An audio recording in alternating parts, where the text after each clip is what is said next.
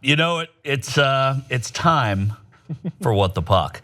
Hey, we are 4 games into the Stanley Cup final. And, by the way, let's say final, because that's what the Stanley Cup says. NBA, it's the finals. Stanley Cup, it's the Stanley Cup final. Oh my God, you're gonna move to work for the report for BBC. But there's one series. There's one series. It makes hockey's right again. I cover soccer, football, baseball at BBC Sport. Right. Well, it's different. It's the Stanley Cup final. It's the final. It is the final. It's the final round. It's not the final round. I'm not here to argue with you. This is What the Puck. We are in the middle of what has turned into a really great series. Pittsburgh went up 2-0. Though it should be noted that Nashville, I think, has outplayed the Penguins in all 4 games. All 4. And then you go back to Nashville. And I think this is, first of all, if it's my first real experience in watching a lot of Nashville hockey, it means that it's most people's, because I've watched a decent amount of hockey. Yeah. And I've seen a lot of Predators games, right? But this crowd and this building and the experience of hockey in Nashville is changing. You have players who have played all over Canada, players who don't play anymore. Wayne Gretzky. You're talking about the announcers, Eddie Olczyk, Mike Emmerich. Nobody has ever seen hockey like this. The only thing they harken back to is Chicago Stadium, where the Blackhawks used to play. And that was a building I've been to. It was a smaller, tighter building, but it was great. I mean, it was really loud. I've been to, before they knocked it down, the Coliseum, Nassau Coliseum. I've been to the Nassau Coliseum, which is not the prettiest of buildings, but it's small. It was loud. I've been to the Nassau Coliseum in a Rangers jersey. And you are still here today. That's pretty impressive. I went to a Nassau, and then you were born. And so that's how long ago I was at the Nassau Coliseum. It was but it was unremarkable. I mean, they had good. Loud. I just thought it was. I mean, look, there's a couple things I've conceded to throughout my life. For one, those who like hockey love hockey. Yeah. And those who support a team support that team louder than almost any other sport in this country. Yeah, and maybe football has some. I see, but here's the thing, and I get that football stadiums get loud. No, but I'm talking about the supporters of football. I'm talking like the creativity of certain fans that create a certain atmosphere. So I knew nothing about Nashville Predators hockey. And I don't think I'm alone in this one. No. But a lot of people were learning that Nashville has an NHL team. No, see, I did know that they had a team. No, but I'm saying that's how obscure the franchise is to a lot That's of people. true, but in addition to that, it's nice to see celebrities showing up to some of these games. I know Carrie Underwood was there, and Charles Barkley, which we'll get into in just a second. But the first thing I gotta share with everybody here is the last element, actually, because we were talking about this yesterday. There's a Section 303, and it's not just them. I feel like the entire stadium is Section 303. Right. And they started a chant, and the only thing I can even think that even comes close to rivaling it is what you hear in world football stadiums, soccer stadiums. Yeah, especially like Premier League, and I say especially Premier League because that's the only soccer I've seen internationally. But they also have, and they also say it in English, so that helps a lot. Well, that's true, but there are songs and they're needling and they're creative, and they usually emanate from one place in the stadium and sort of spread. And that's what's happening in Nashville right now with Section 303. There's a section of that building, the Bridgestone Arena, and at Section 303, there's a guy named Mark who, as the franchise is only 18 years old, and everyone who sits there, and they've started these chants that the entire arena knows now. So you're in the middle of this barn, and you're just sitting there watching, and then all of a sudden, from Section 303, this starts, and now everybody knows it like a mantra, and they happen at almost choreographed, involuntarily now choreographed time. So they know that when there's a goal, this happens. When someone falls down, this happens. When the other team skates down, this happens. The best atmosphere possible. Yeah, exactly. When a goal is scored against Nashville, they will count up to the goals. They will start saying the typical goalie chant, in this case, Murray, Murray, Murray, Murray, you suck, right? And then they go into, and you'll watch it now, or you'll hear it now. Rogers Auburn couldn't hold the puck in. Kessel with a stab at it, knocked the puck into the attacking zone. Malkinson after him.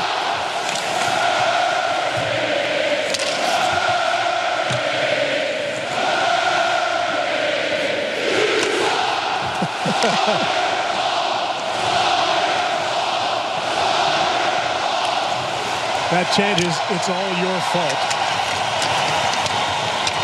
If you couldn't hear it clearly, it is a wonderful atmosphere in this building.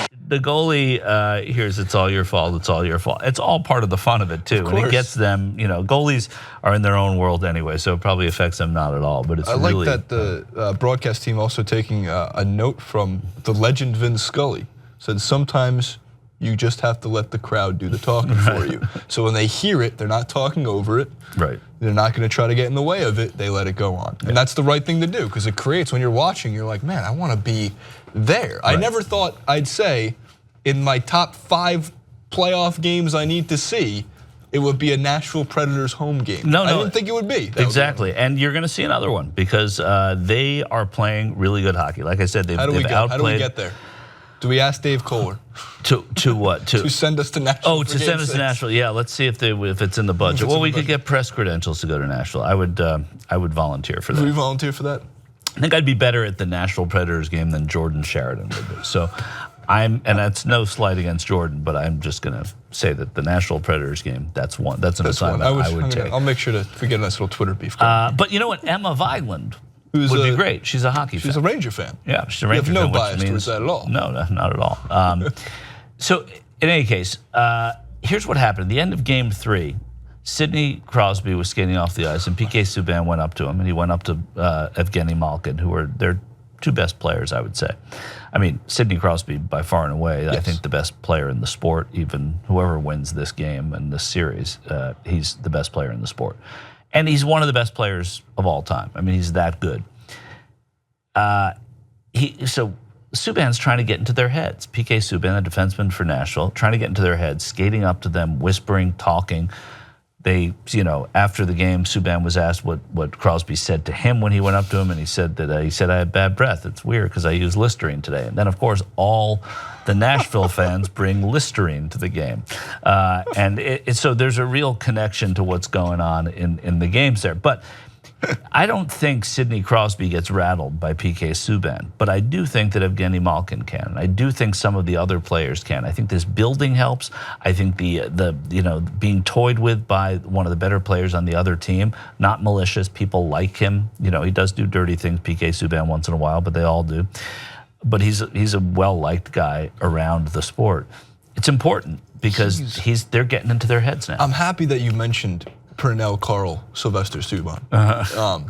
For one, I did some research on PK Subban because he always seemed like a likable guy. Yeah. And he also played for the Canadiens, one of course, the most hated teams in all of the NHL, but seemed to have like a good character about him. Yeah.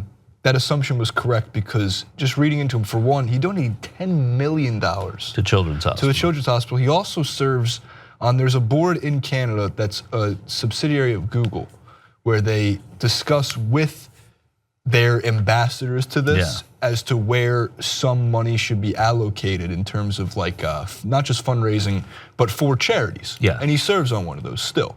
Like, here's a guy, look, we talk about like, oh, he donated $1 million to charity.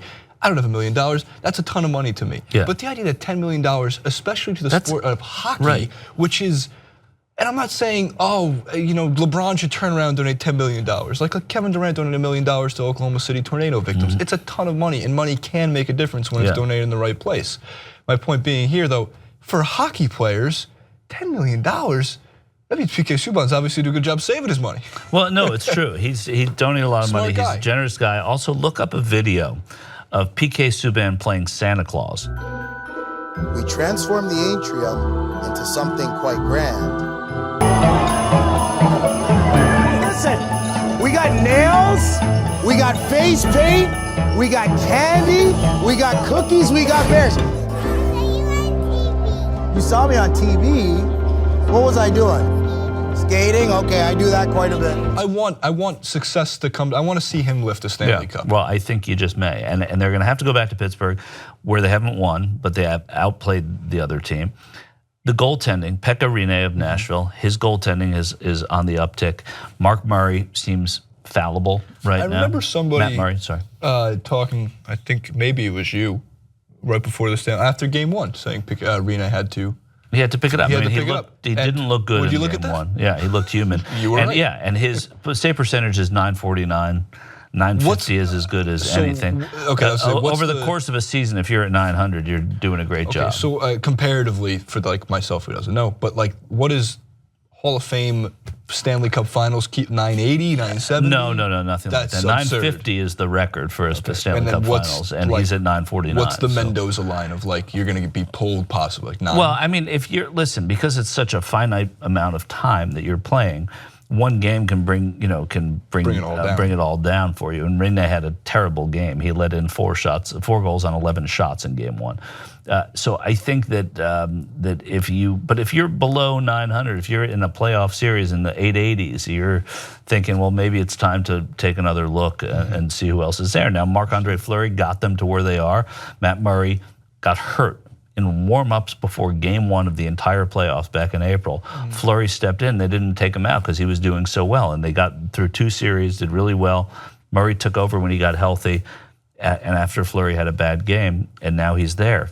I don't know if Mike Sullivan has a decision to make. I don't think so. I think you got to go with Murray. He won the cup with them last year, but it's still a conversation that people have. In any case, you've got to look at a couple of players on Nashville right now. Freddie Gaudreau.